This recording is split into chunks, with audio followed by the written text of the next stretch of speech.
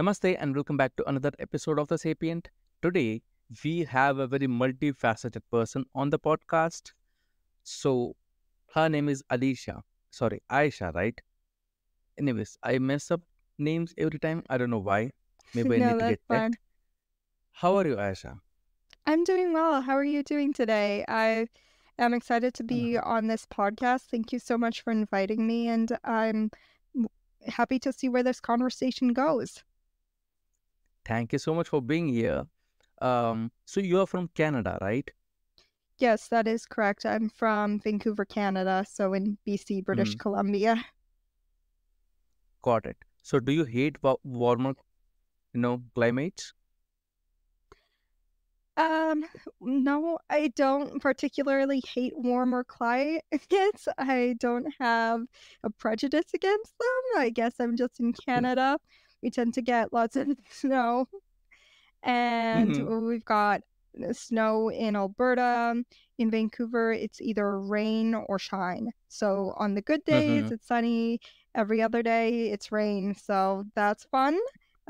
It Mm-hmm. feels gloomy. You go outside, Yeah. and it just puts you automatically in this bad mood where you feel lethargic and just as if you don't want to do anything at all. You could just stay in bed under the covers for hours, but obviously you can't do that. On the sunny days, it's nice because you can go out for a walk. We've got lots of trees, we've got bushes, we've got green everywhere. So it's very scenic in that sense.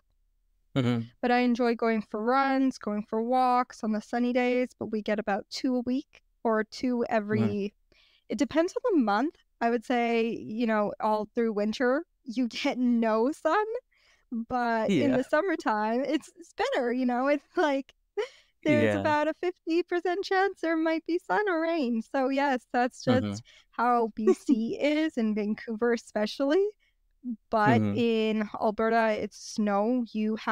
We don't have 4 seasons there in Alberta. It's just snow or shine. It's almost 2 seasons everywhere. Although one of my friends in Toronto says that they have 4 seasons, it's just fall is shortened. So fall lasts Mm-hmm. for maybe about a couple days, 2 days. I don't know why I'm talking about the weather so much. It's, just a general Yeah. conversation starter. Yes. Yeah. I would not live in those environments because, where I live, it's like we have 3 months of good summer, right? Good sunshine. And, even in winter, yeah, it's pretty good. It gets to pretty, nice temperatures during the afternoons. So, yeah, I don't know, how people live in those environments.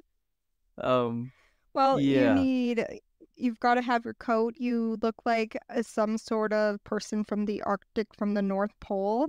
It's like people can barely see your face. You've got this huge hoodie, the furs, and yeah, so it's crazy. That's how it is. yeah, it is. It is crazy though, and it's also crazy that that part of land was probably inhabited like 200 years ago, right?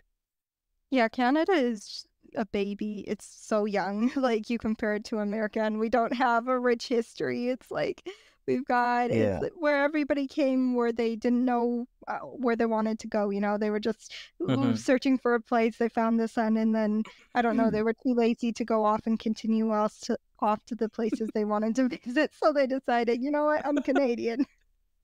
Yeah, I know. I'm, Yeah, I'm fine here, Mhm. right? Yeah, Yeah. yeah. I mean that's actually a funny history lesson, right? People think as if it was very well planned, you know, but most probably most of the things that happened was chaos, right? And it was just result of chaos.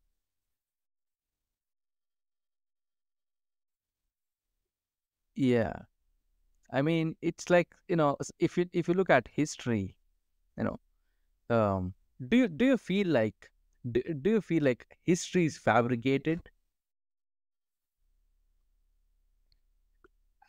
Sorry, could you elaborate on that? What exactly So you mean it's by like fabricated?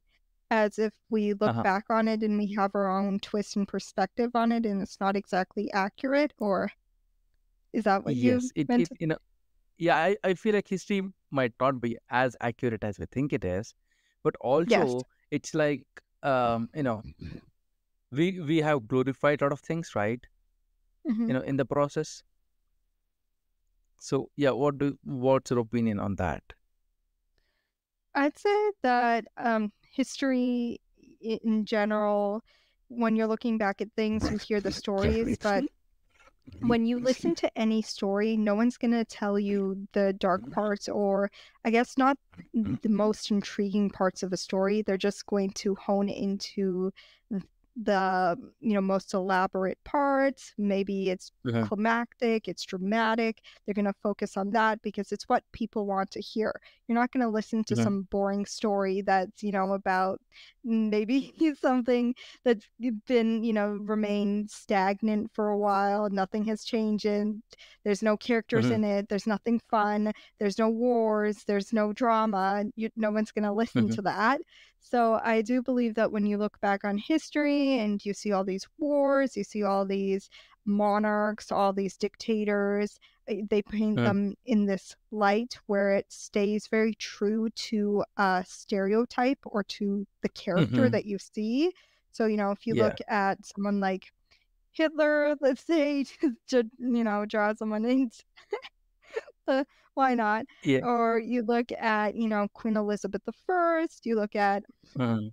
King Louis, all these historical figures, they, paint them out to be either the devil or a savior. If you look at someone like Abraham Lincoln, some Uh-huh. people would glorify them, some people would demonize them, and it's Uh-huh. just the perspective you choose.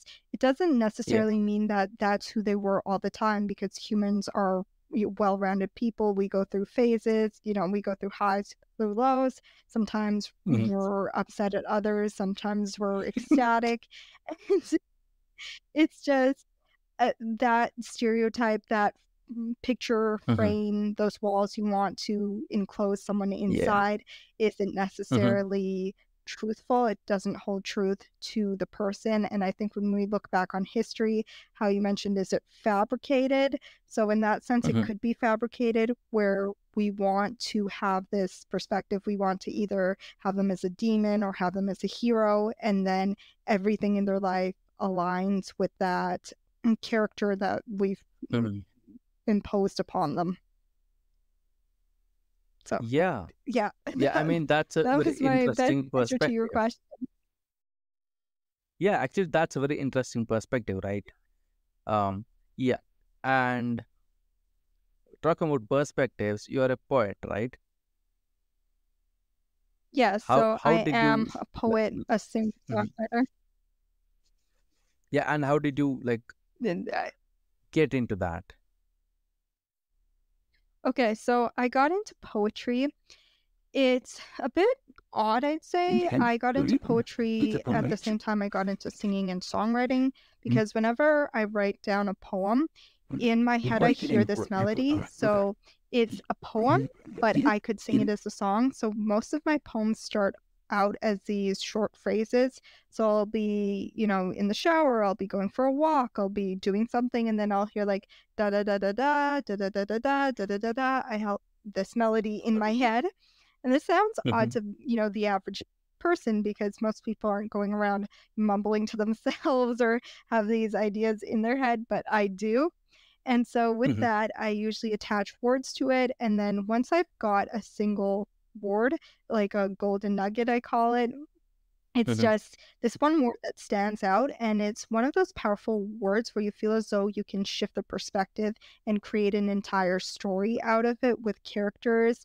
And with songs, you're not necessarily writing from the point of view of like 5 or 6 characters, so it's not like you're writing a Mhm. novel in that, in that sense, or just to think about it like Yeah. that. It's more songs, it's constrained to, Mhm. one individual or maybe two if you're doing a bridge, so you're writing through this lens, and then with that lens, you could have another character in it. You could say, this character either mistreated me or this character gave me joy in this sense, and you start developing this story. And with the story, I'd say that poetry and lyrics are very interconnected.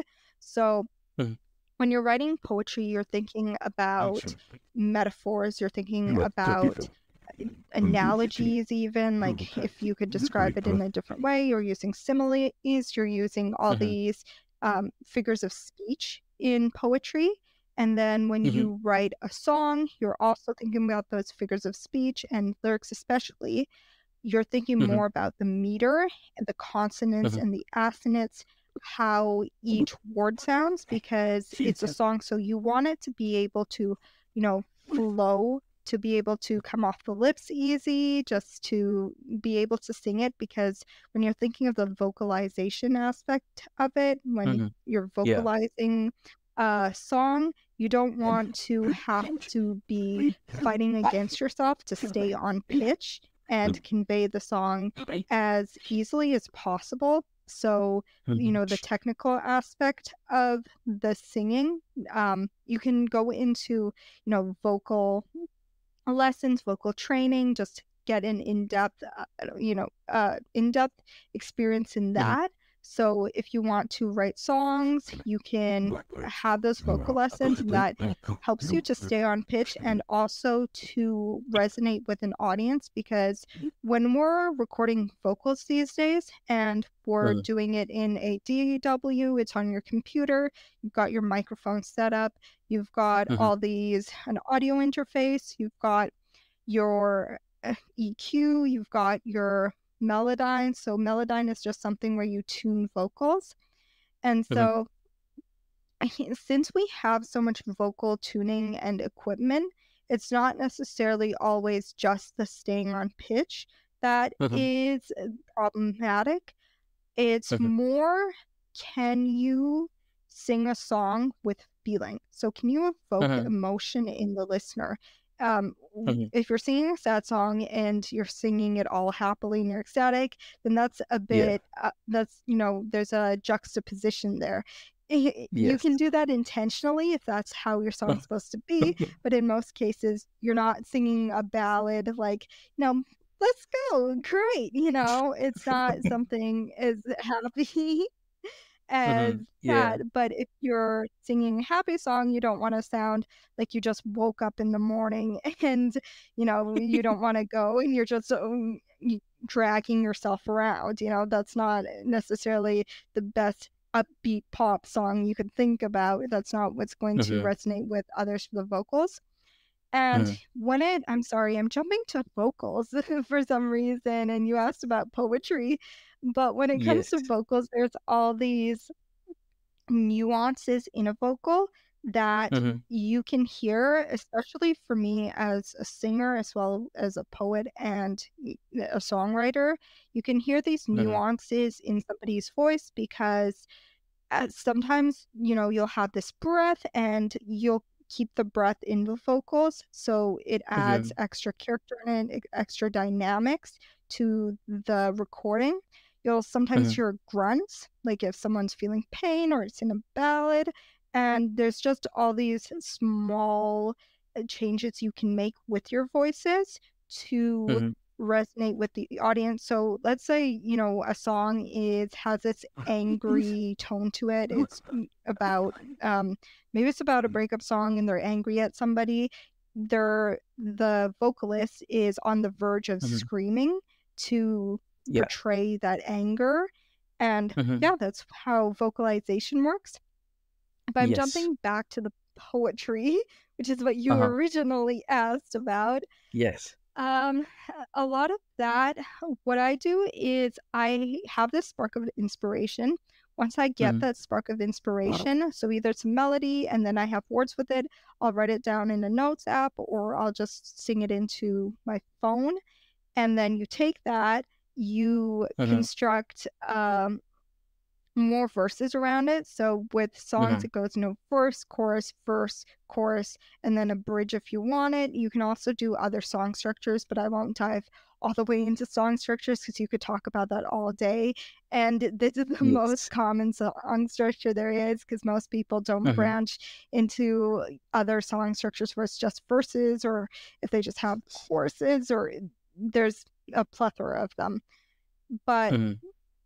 what you want to do is I just write as much as possible, and then Mm-hmm. afterwards I reflect on it and I eliminate what doesn't stay true to the plot line and to the message I want to send out.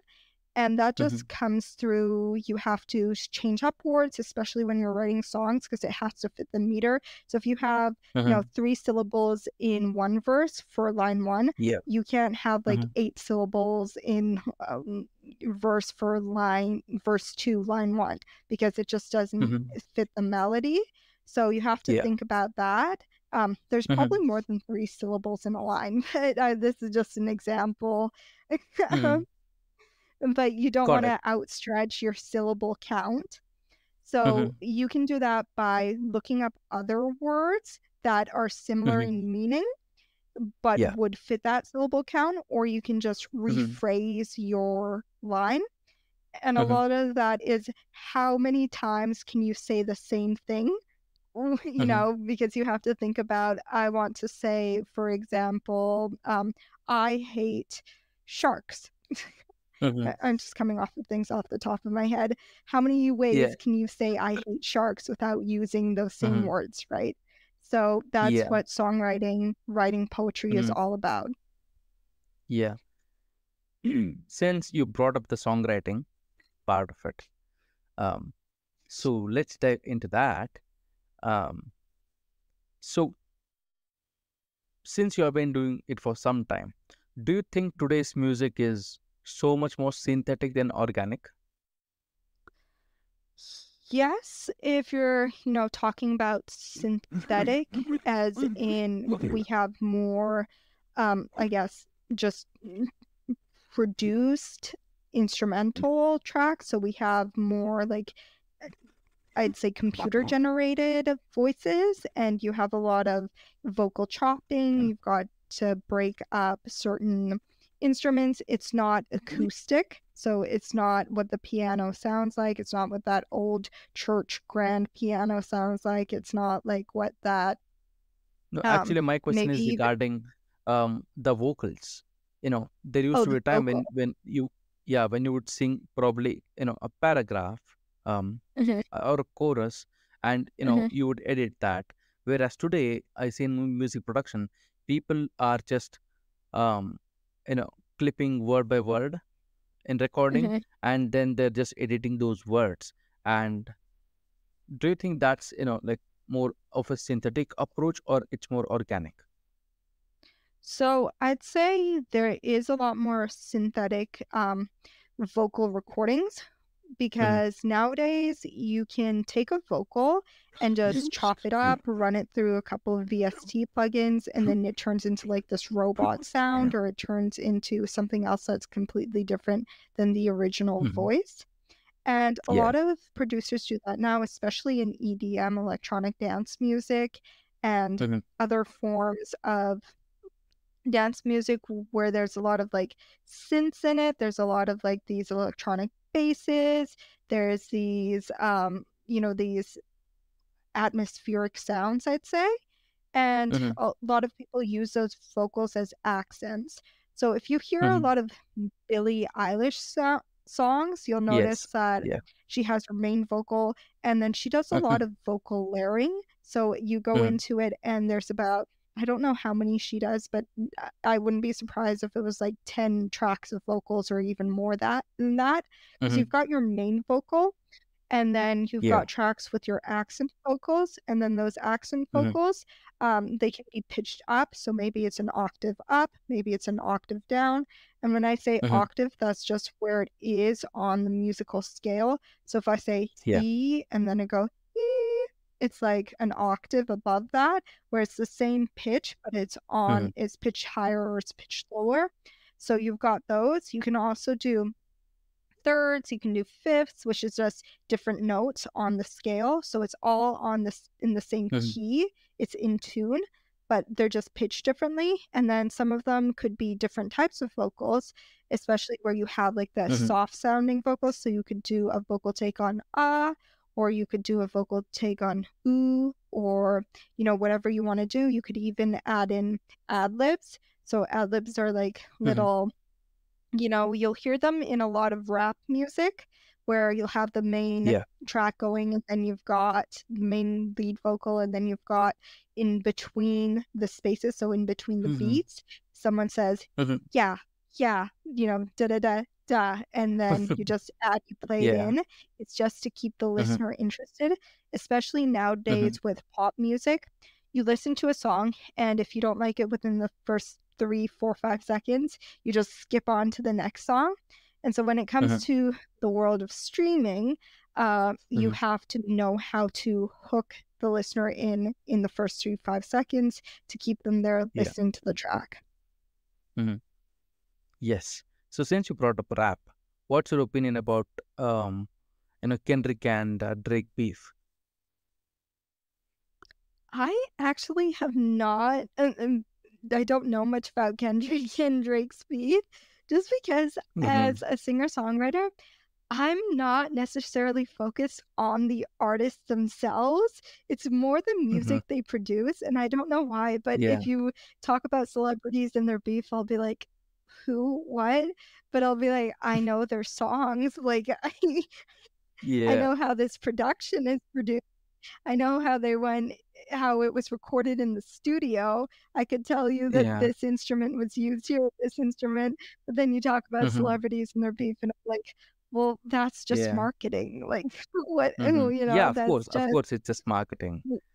Yeah. yeah, it's Um. just what people out there want to hear because Yeah, because nobody, if you're not, sorry, you're saying?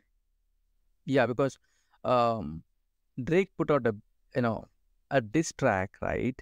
And like Kendrick responded within like 38 or 40 minutes with his own music. Um, of course, he has a team, right?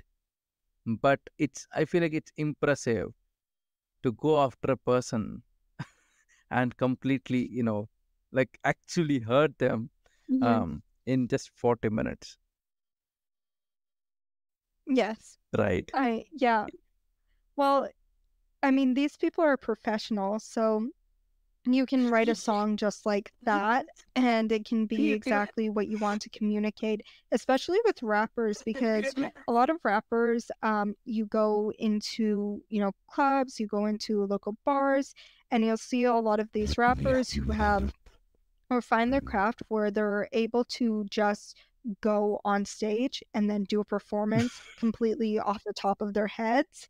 And Yes. that is a skill in itself because you've got to Mm-hmm. know what you want to say. You've got to Mm-hmm. understand cadences. You've got to understand rhythm. But then you just don't Mm-hmm. want to be singing about anything and everything at all because you can, say, you know, you bring in Yeah. bees and then you bring in your lunch that you had and then you bring in some person you met off the street. That's not a Yeah. coherent song, that doesn't have any message to it. So to Mm-hmm. understand those cadences, that meter, and then be able to convey that message, that's a craft within itself. So if you can create a diss Yes. track and Mm. you're able to pinpoint flaws in somebody else, put them into the Mm-hmm. song while still paying attention to the beat, the meter, that is Yeah. something that takes years to master. So, Mm-hmm. yes. Yeah. Yeah, and I also feel like that kind of quick response, only the rap genre can do it. I honestly feel like not every, not artists from other genre can do it because rap is built on that, right? In terms of in the spot you have to come up with bars, slash sentences Yes. that has to be very accurate. Yes. No, it is different, I'd say. Diss tracks are more prevalent in Mm-hmm. rap music or the rap Yes. genre. Uh, Uh-huh. Although actual talented songwriters, they can come Mm-hmm. up with a song in, maybe 10 minutes, 15 minutes. It's Mm-hmm. just that the recording process afterwards is what takes a lot of Mm-hmm. time. And if you don't have a team with you, like you don't have a team of producers, you're looking at Mm-hmm. these artists, but you also have to understand they can call somebody up, get in the studio, have a music producer Yes. there, have another team there, have this person there, and then they can record it. So they've got the idea. I'm Mm-hmm. not Yeah. discrediting their talent at all because it still takes, Mm-hmm. a lot of talent yourself to come up with what Mm-hmm. you're writing and what you want to write. But they do have Mm-hmm. everything accessible to them. Mm-hmm. It's just a lot of artists who are, I guess, underdog artists who are not as well Mm-hmm. known or prominent yet. It takes Mm-hmm. time to do that recording because you've got to, book studio time. And depending on the studio, that might not be until a month. Or if you're doing it at Mm-hmm. home, you've got to record it yourself. And then maybe you need someone to master the tracks because you don't know how to do the Mm-hmm. mastering, but you can do everything else. So if you want to learn that, that's going to take time. But then if you're going to do it yourself, then that's going to take, more time. So I'd say Mm-hmm. with these artists, a lot of what they have is that fame, that social media presence, that Mm-hmm. influence. And because they have that, they can have a team behind them. So Mm-hmm. you can get tracks out a lot quicker than you could if Mm-hmm. you were a one-man show, right? So, Yeah, yeah, definitely. yes. But I also feel like rap is harder to write because there are a lot of double entendres, right? And sometimes it's like triple entendres, and um, it's not something that's like imaginative, right? Because it has to correlate with the reality of it, Yes. right? Um, Yes. and I feel like that's a harder job than you Mm. know I would a Taylor Swift song. Yes. So with rap, I would say when it comes to rappers in general, they're paying more attention to the meter and the rhythm. So they're always going to be Mhm. on beat. When it comes to a Yeah. singer or a Mhm. vocalist, rappers are vocalists, but a singer, it's more Uh-huh. about being on pitch, extending a range. Like if you compare a rap singer, let's just say Eminem, and then you compare Mhm. him to Beyonce, right? They're both Yeah. exceptionally talented. It's just one can do one thing better, one has its own style, the other one Mhm. has, her own style. So Mhm. with Beyonce, she's a singer, her training would consist of doing scales. So scales every day, going up, extending her range. Scales are just when you go on the piano, you do notes, you go all the way up, all the way down. You're doing that with your vocals, you're going up and down, experimenting with ranges. You're also trying to be on pitch all the time. And if you get up Mhm. into those whistle notes, because Mariah Carey does whistle notes, you've got Ariana Grande who does whistle notes. Those whistle notes takes tons of training, and it can be very Mhm. taxing on your voice if you don't do them Mhm. properly, because then you can get Yeah. vocal nodules, and then your Mhm. voice is done. You're out. You have to have surgery, then you've got to have that time to recover. So it's having that technique in place, the foundations down so Mhm. you're able to perform in a way that is healthy, that is natural, and is conducive to a good sound, as well as, safe for your body. Because, a Mhm. singer, you can do a performance and you can try and get that high note. But if you're Mhm. forcing it out, that over time is going to kill your voice. So you have to Yeah. know how to do that properly. That you have to work with vocal coaches. So Yeah. most of those types of singers are working with vocal coaches. They're focusing on that. Mhm. And then if you're Yeah. looking at somebody like Taylor Swift Mhm. is not well known for her vocal performance because her vocals are mediocre, right? So this Yes. is well, it's just, true to her singer. Like she doesn't have the Uh-huh. best voice in the world. She's definitely not a Uh-huh. Beyonce. She's definitely not an Ariana Grande. She's not a Whitney Houston by far, right? Mhm. She's not any of those powerhouses, any of those vocalists. She is Yes. someone who focuses and centralizes her entire craft on her songwriting abilities. So her Mhm. songwriting abilities are more Yeah. about telling a story. Breakups, And heartbreaks. Yeah. Yeah. yes, breakups, heartbreaks, love stories. And that has to do more with poetry. So that is, can you make a metaphor that doesn't sound like every cliche thing you've heard before? So, we've heard like the cliches. I'm trying to think of a cliche right now, but you've heard all these cliche phrases that you're like, oh, I've heard that a million times. Oh, everybody says that. But a good songwriter, especially a lyricist, will take the most, I guess, troublesome times, the most dramatic experiences, and they'll pinpoint these small details in those experiences. They'll paint this picture in your mind. So that can be done through imagery, like the way someone felt, the way, touch, hear. Can you hear the sound? Can you see, sight? So you're thinking of your five senses.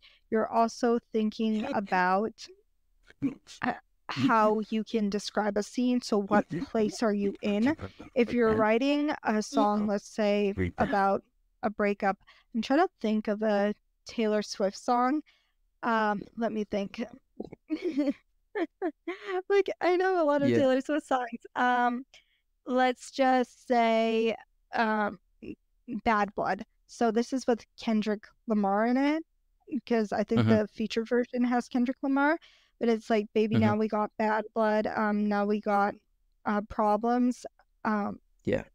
Bullets don't fix, Band-Aids don't fix bullet holes. You say sorry just for, you say sorry just for, I can't remember the lyrics. You say sorry just for, No you say worries. sorry No worries. just for Let's. show. Yes, you say sorry Got just it. for show. Band-Aids don't fix bullet holes. You say sorry just for show. And, you're talking about Band-Aids and bullet holes. It's like, obviously, like this scar that someone's put on you, it can't be mended. And instead of saying, oh, you know what, this just can't be mended, you're using this metaphor of like a Band-Aid can't fix a bullet hole. So that does take a lot of craft. And someone who does something similar to Taylor Swift is Ed Sheeran. So if you listen back to any Ed Sheeran songs, you'll notice there's a lot of storytelling there.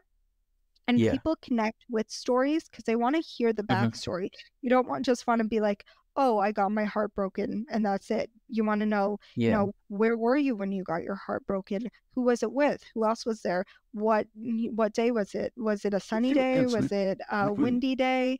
How did it go? How did you mend from it? And where were you? What was your mental state like? So it's all these details that help others connect to her songs. Got it. So stepping away from technicality of music, who are your favorite artists? So I'd say I am, wow, this is a difficult question. I like a lot of artists for a lot of different reasons. So when it comes to vocalists, I'd say my top vocalist is Whitney Houston, just because I've loved her vocals. Like even growing up, like the amount of power she has to just sing a song, that powerhouse, those belting, and belting is when you come to like that high note and sort of this mix between screaming, but it's not screaming. It's just this very raw and tough sound. So it's like her belting I've loved. And if you listen to her tracks, you go back, you'll realize how she can just turn a song into a masterpiece. So Whitney Houston did a cover of Dolly Parton's And who I Will else? Always Love You. Huh? Yeah, and who is the other artist you like? That was the question. Oh, and yeah, so sorry, I'm going. Yeah. So I'd say Whitney Houston. I'd say Ed Sheeran. I like Ed Sheeran for his songwriting and storytelling. If you listen back to his oldest albums, you'll Mm-hmm. just hear an acoustic guitar and him singing, and that's Yes. it. It's Yes. very Mm-hmm. acoustic, it's very raw, and you can see how Mm-hmm. talented he is even with the guitar and the vocals, because that takes a lot just to use two instruments and be able to keep people interested in your song and keep them engaged during the whole experience. That is Yes. something that could take years to accomplish. Then I'd Mm-hmm. also say I do like Taylor Swift sometimes for her songs, Mm-hmm. especially sometimes Mm-hmm. with her pop. She's worked with a lot of Yeah. producers who've helped her albums. She also has that amazing storytelling abilities. I'd Mm-hmm. say I'm trying to think of more singers and songwriters and rappers. Yeah. Uh, So let me tell you who are my mhm, favorites, right? Meanwhile, when you think, yeah. um, I like I Uh-huh. like Adele for her music and her lifestyle choice. You know, like she will Yes. drop an album and she'll just disappear. And just when people will Mhm. start forgetting that she exists, she comes back, right? Um, she's the Yes. one. And then it is Sia, because she has, I Yes. feel like a very good, vocal talent, but also she does experiment with a lot She of is languages. amazing. Yeah, Yes. she sung a song in Punjabi recently, Mm-hmm. like a verse in a song. Mm-hmm. Do you Yeah. know a lot about Sia's backstory? Because I could fill you in on No. some of Sia. No? Okay. Yeah, please. So Sia is actually accidentally famous. Mm-hmm. So she was a ghostwriter. So Mm-hmm. before she became this famous, like you'll see her with her hair, and it's because she didn't want to be famous in the first place. What Mm-hmm. happened is she recorded these tracks for a song, and her vocals were so good, the music producer couldn't get another Mm-hmm. popular artist who could do the vocals to the standard that she could do it. And they're Mm-hmm. like, and he was like, they're not working. So he Yeah. went behind her back, released a Mm-hmm. song without her knowing, and then she became famous. And she was like, "What Famous. happened? Like, I was only supposed to be a ghostwriter." And they're like, "No, you're too good." So you see her Yeah, with the yeah. hair, and it's because like she never wanted to be famous in the first place. Uh, yeah, Yeah. yeah. I mean, that's fun, right? But yeah, of course, with the amount of talent that she had, it would be very hard, right, not to become famous, you know, because Yes. you know, yeah, that's Sia. I like, of course, I like rappers, you know, like Eminem and you know, yeah, most of rappers I just like them. I don't know why, but I like rap but more than um other style of music. Uh, it might be because I am an Indian, right? So I have this musical heritage, right? And when I listen to Western, you know, pop songs, it just feels flat to me because I'm not discrediting any Western musician, but Indian Yes. musicians, even a child can hit a better note and do better job at you know I would say singing than a lot of professional singers in Western world, right? Even though they use you know synthetic, I would say practices, right, to sound better. Yes. Um, yeah, Hmm. so that's why I don't listen to a lot of pop music. So have you ever heard like Yes. So that any is Indian music? no, I haven't I just because I'm from North America, I don't come across a lot of Indian music in my day-to-day life. I Mm-hmm. I did have like a couple of musicians who were from India, and sometimes they'd send me the tracks, but their tracks were more like pop and Mm-hmm. Western music. So I'm not sure if Mm-hmm. that's exactly Indian music. But if you could fill me in, Yeah, that would be great. sure. I can send you a couple of tracks. Yeah, I can send you. Okay, yeah. Yeah, yeah. I mean, Indian music is different a little bit, I would say. But it is still because it's just because we have had such a long, I would say, history of music, right? Yes. Yeah, it isn't. No. Yeah. Yeah. And we were talking Yes. about music, right? Like the Indian music and, the Western music and everything. Um, yeah. So what type of music do you like? I like all genres. Like I will listen to anything. If you put it on, I'll listen to it because, I'm a musician. I just have that Mm-hmm. analysis hat on versus that, oh, I like this, I don't like this. Like Mm-hmm. I've listened to heavy metal, I've listened to rap, I've listened to country, I've listened to blues, I've listened to pop, I've listened to anything you can think of out there. As long as it connects with someone, I will give it a Mm-hmm. listen just because I want to. Yeah. Mm-hmm. Yeah. You know, do you listen to like movie scores? Like movie tracks, instrumentals. Okay. Yes, yes.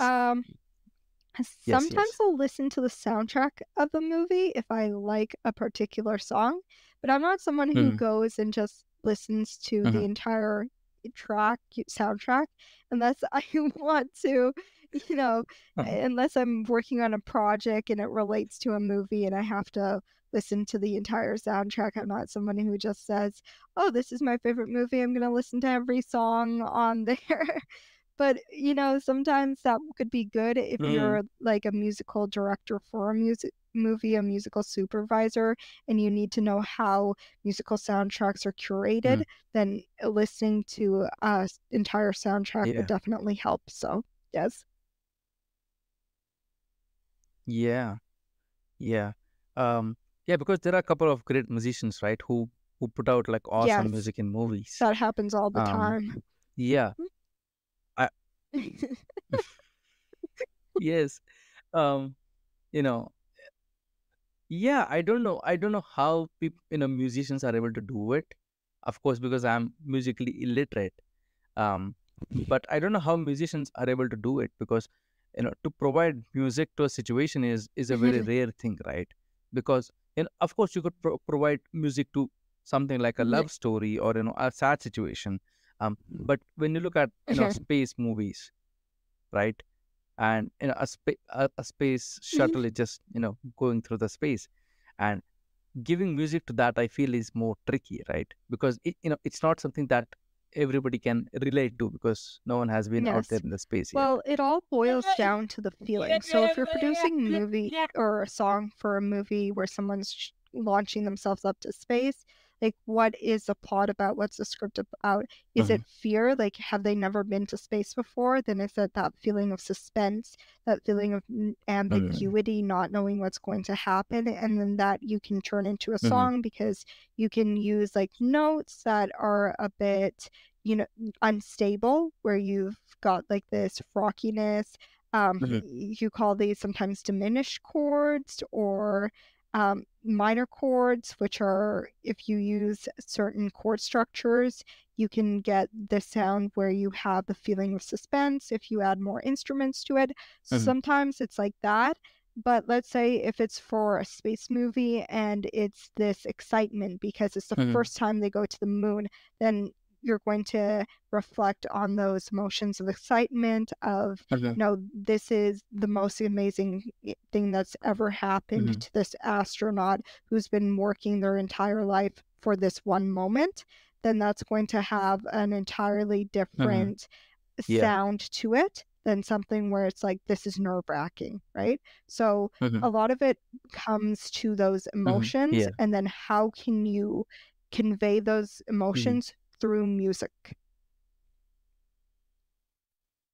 Hmm. Got it. Yeah, but of course, it takes immense talent, right, to do that. You can't deny that. No. Yeah, and finally, coming to your podcast. So, you are a fellow podcaster. Um, why did you do it?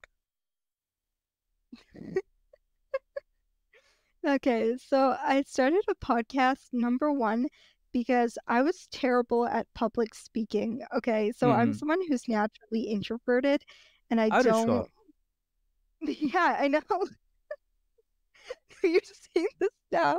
Like, are you sure? Are you really sure you're Yeah, introvert? Yeah, yeah. no, but this is like podcasting, okay? Like everyday scene. I'm not out there talking to everybody out there. No, this is like my podcast hat. I'm just transitioned. Um, no, I'm someone who's naturally introverted. I love how I say this just when I talked for hours on it. Yeah, You can even get an award. Sorry about that. Yeah. yeah, n- No. Yeah, I'm someone who talks very okay. I talk yeah. very minimally. Okay. Okay. Uh, yeah. I'm Yeah. supposed to believe Yeah. you. Okay. Yes. In Yeah. social settings. Okay. Mm-hmm.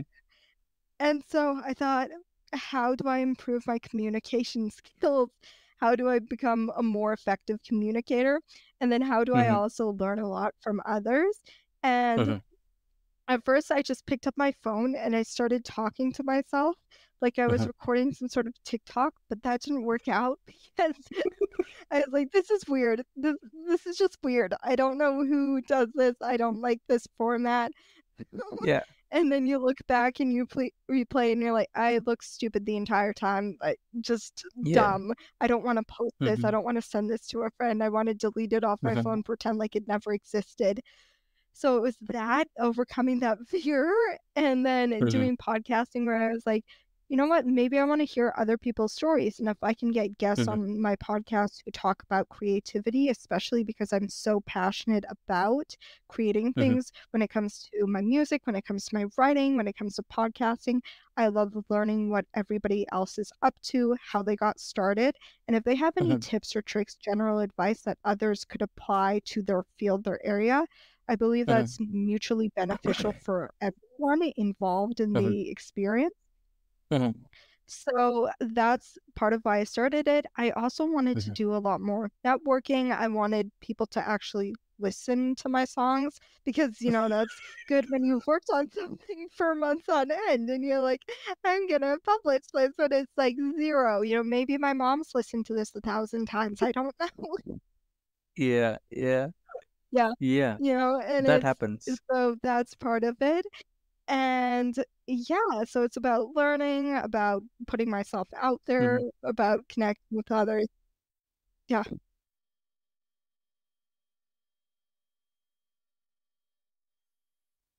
Yeah. You're back. Yeah, you're back as well. Sorry, you cut out there as well for a second there. Yeah. Mm. Yes. I think there is some issue with the internet, maybe. I don't know. You are lagging a lot. Yeah, Like, could you try switching off the camera for a second? Let's see if that, or leave it. It's okay, no problem. sure. Is this Yeah. better? Yes. And now can you switch it on back? Sometimes technology works in mysterious ways. Yes. Yes. Can you hear me? Okay. Yes.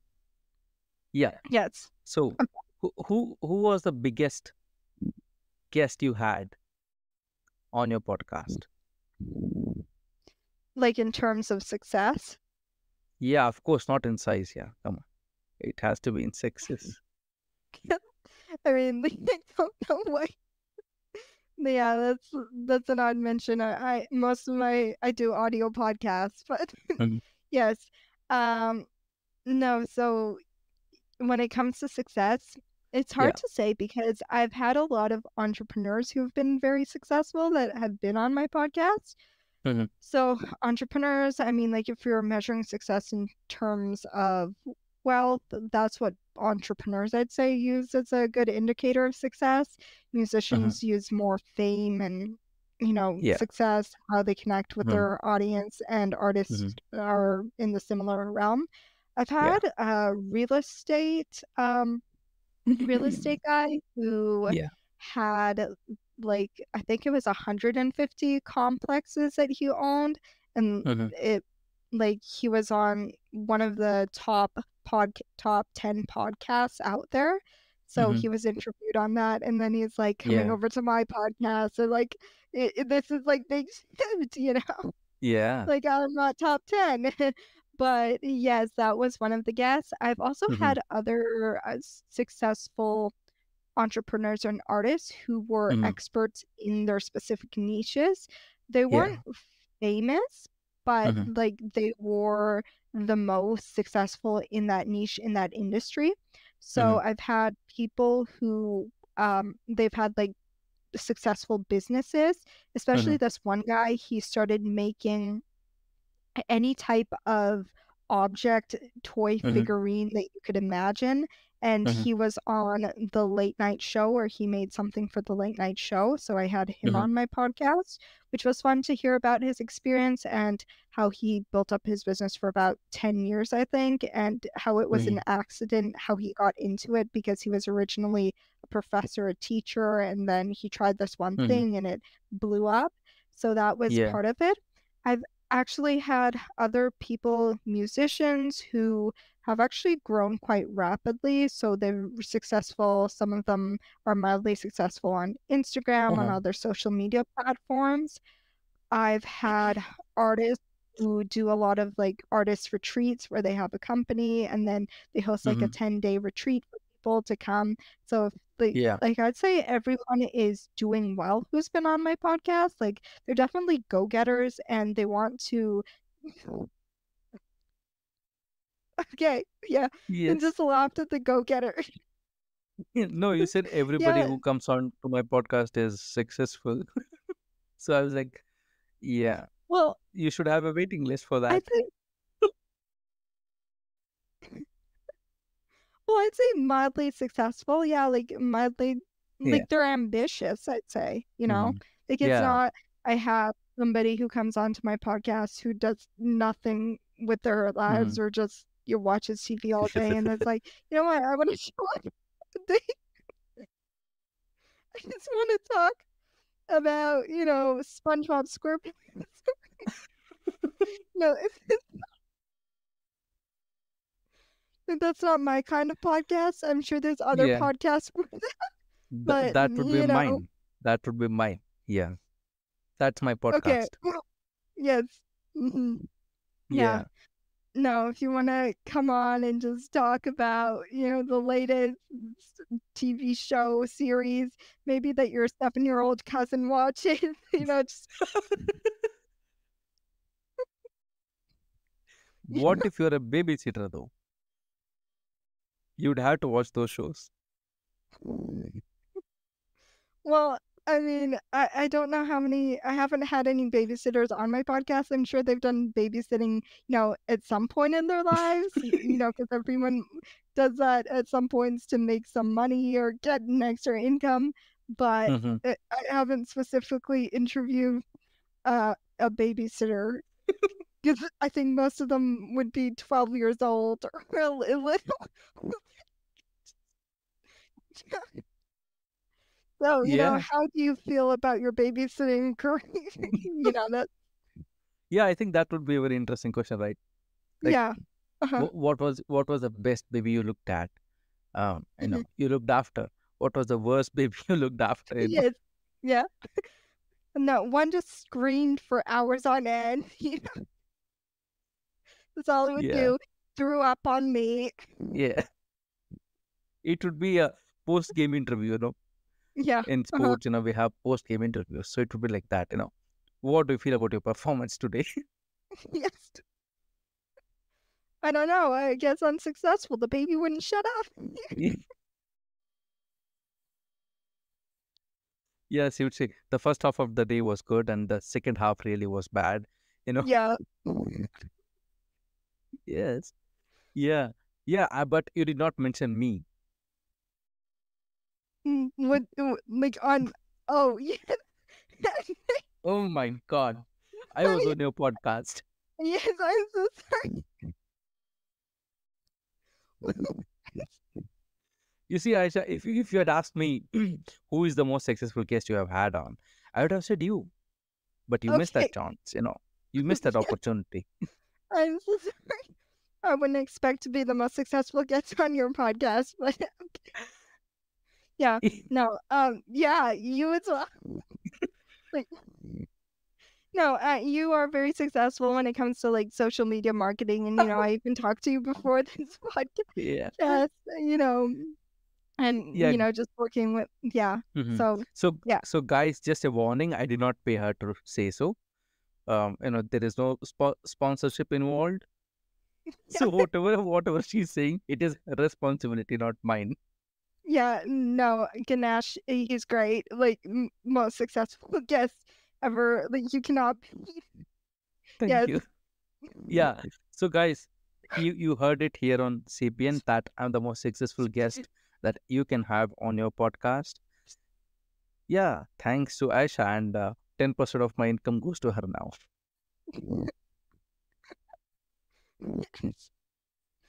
No. Yeah. No. Yeah. Yeah. No. But I mean, yeah. Everybody on my podcast has been successful. So Successful, right? no, you're you're in the boat. Yeah, Yeah. you're heading the right way. It's good. Yeah. It's good. It's good. Yeah. I think that's why podcasting is fun, right? Because as you said, it brings out a lot of character in you, right? Mhm. Because talking to a person for like let's say 10-minute conversation is not hard, right? Yeah. As we did in the starting, we could talk about weather, we could talk about a lot of bullshit, right? 10 minutes would go on. But Yeah. This if you could have if you been an had to hour-long podcast about the weather. right, but if you want to talk to a person proactively and make them also comfortable, I feel that's a very big challenge, right? And one advantage or disadvantage that podcast has is, people are listening to us on Spotify or on Amazon Music, on audio platforms. So if a person is not interested or not genuine or is just, bored, people can very easily figure it out through, the voice, right? Because there is no visual to go off. Yes. So yeah, I mean, that's why even I started my podcast, right? But yeah, um, would you ever, have sponsors on your show? I mean, if I can get them, like,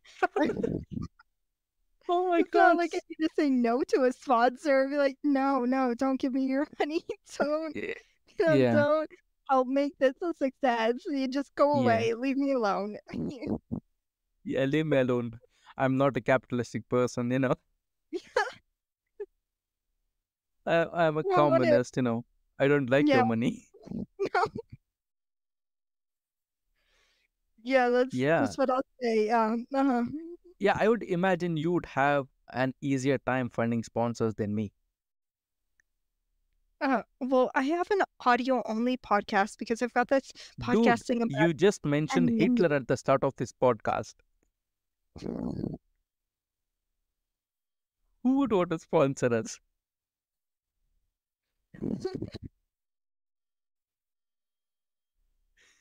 Who would want to sponsor us? I don't know. Yeah, Yeah, yeah. right? Want to be associated with that. You know? Yeah. Whereas your podcast is more family friendly and it's well put together. So yeah, I feel like you'd have better time finding sponsors than me. Yes. Well, I like your podcast because with my podcast, it feels very professional. It's Yes. very like strictly professional.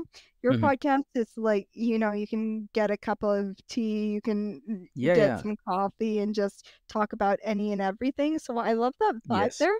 Hmm. But with mine, it is that very professional where it's where you Yeah. go when you want to get insights, where you actually want to know what this person has been doing. And it's Hmm. great for entrepreneurs, for artists, for self-employed Hmm. people who just want to build their brand and they Hmm. do have that professional appearance and want to Yes. upkeep that. So that's Hmm. more what my podcast is for. But I Yeah. like doing this because it's different. Yeah. And I think my personality shines through more when I'm doing this versus when Definitely.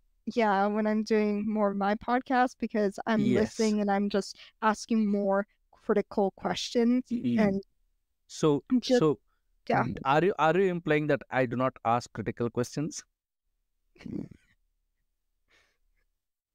Are you trying to make this the most triggering experience?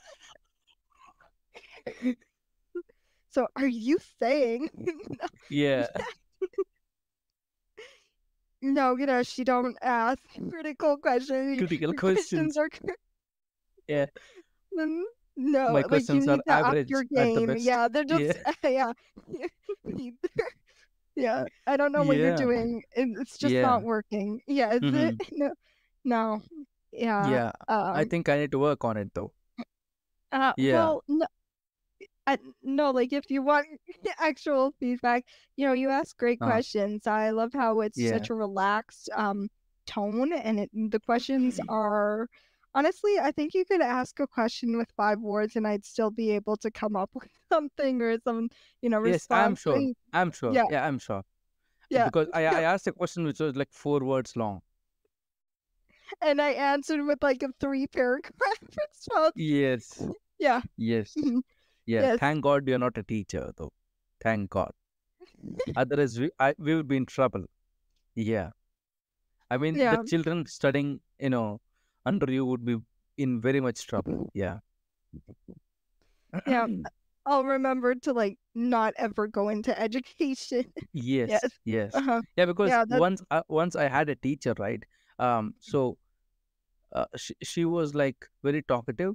So at the start of the class, we would say, I heard you had went on a trip, right? And she would talk about the trip for the whole class. No teaching that day. Yeah. and I bet you asked her on purpose just because you didn't Yes. want to do any of the work. Yeah, I did Yeah. that all the Definitely. time. Yes. Yeah. Like, Yeah. I don't feel like math today. You know what? We're gonna ask her about her trip. Ask. Yeah. Yeah. She That's all. she's gonna talk about it the entire day. Guys. Let's do it. Yes. Yes. Yes. So that's why you Uh-huh. would be bad for education. Yeah. Yeah. Uh, Yes. Yeah. And I feel like that's why podcast is important to me. I really don't care about sponsors. Um, not because I am against them, but it's like I don't want to be censorized, right? Like if you say, cut this, cut that, I'm gonna cut you off. I don't need you, yeah. right? Yeah. Bye. See ya. Yeah, bye. See you I because like to talk about Hitler on my podcast. Okay. y- No. folks, you heard it here first. Aisha likes to talk about Hitler. I don't know why. We do not want to dig deep. Yeah, yeah, that's what. Like I need my guests to be able to talk about anything they want, right? Because that was the original concept of podcast. Because all the radio shows, all the news, all the media was so heavily censorized. They're like, okay, let's create our own stuff. That is not Yeah. regulated. But you are out there in the Trudeau land where they're trying to bring a bill against us podcasters. But thankfully, I'm not Canadian. Yeah, thankfully for you.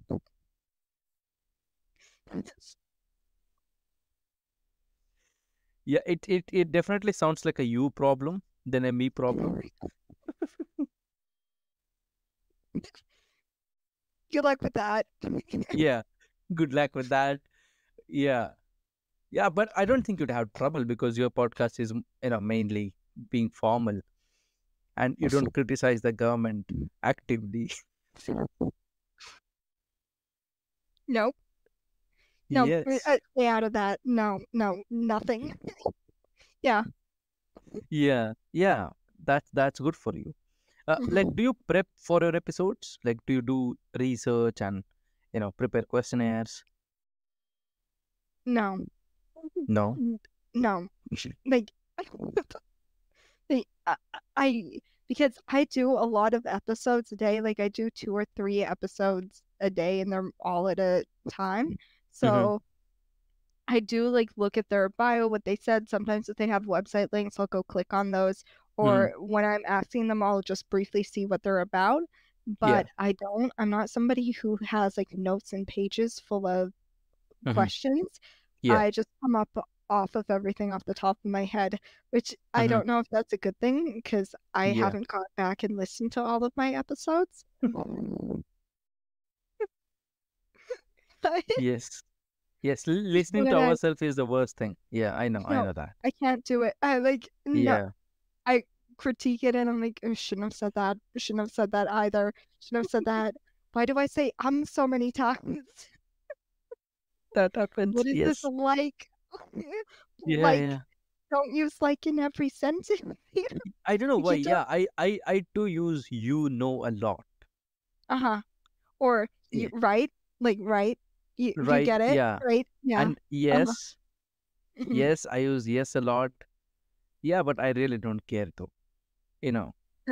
See, right now I said you know, No, but you know it's what I mean. okay.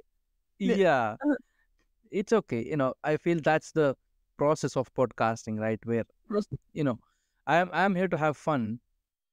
That's my first objective, rather than looking professional or sounding professional, right? Because That's my main objective. Like for just exactly that's why you are here. That's why you're on the earth to be professional. I am here to make every guest controversial. okay. Yes, that's my main Uh, objective. Yeah, Aisha, it was very nice talking to you. Thank you very much for being here, I guess, and talking about Hitler. Yeah, yeah. thank you so much for being on the show. I mean, you said I guessed there, so like I don't know what that was like. I guess it was nice having. Yeah, at this point, it's just guessing game. I don't know at this point, Yeah, yeah. and how this podcast plays out. Yes, we have to wait till it's published and wait for the backlash because Yes. we have criticized Taylor Swift. Yeah, I think Taylor Swift is crap. What do you think? Yes, there you go. That's your career. You just said fuck you to your career. You just criticize the most uncriticizable character. Yeah. No, but yeah, uh-huh. On that Yeah. controversial note, guys, thank you so much for being here. I feel as though the And less talking I do, the better. it's okay. It's okay. I think Yeah. we can recover from that in the future. So, guys, this is the end of the episode. Thank you so much for being here. And if you liked Aisha and her character, her podcast or all of her links will be in the description. Just go there and show her our support. Yeah. And if you have any criticism towards her, I don't know, deal with it. Just email me. Yeah, just email Aisha and say, I did not like your opinion about Taylor Swift. That has to be the first email that she receives. I'm a So, Swiftie. What? so until the next episode, take care and bye bye.